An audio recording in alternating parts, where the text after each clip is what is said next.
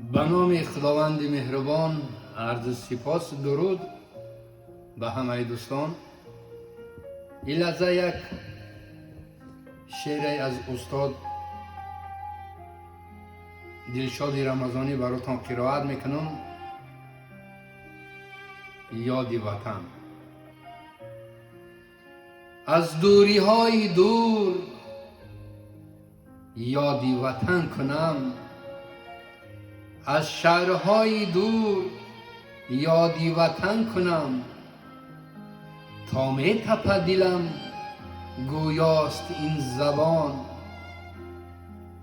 تا می تپد دلم گویاست این زبان. یادی خدا و پس یادی وطن کنم. تو مادری وطن، تو مادری وطن.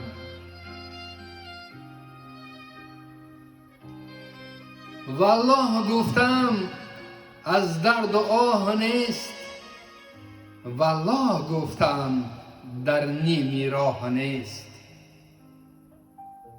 این یادی میهن است، یاد ز قعر دل. یادی وطن کنم دانم گناه نیست. تو مادری وطن، تو مادری وطن.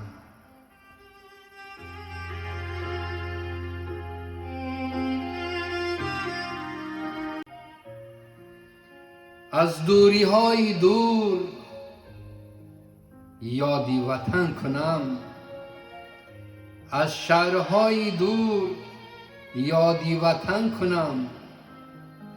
تا می تپد دلم گویاست این زبان،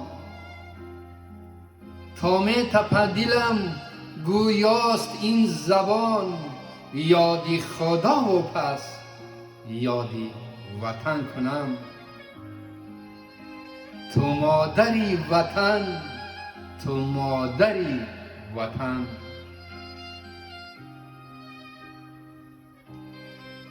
والله گفتم از درد و آه نیست، والله گفتم در نیمی راه نیست. این یادی میهن است، یاد ز قعر دل. یادی وطن کنم دانم گناه نیست. تو مادری وطن، تو مادری وطن.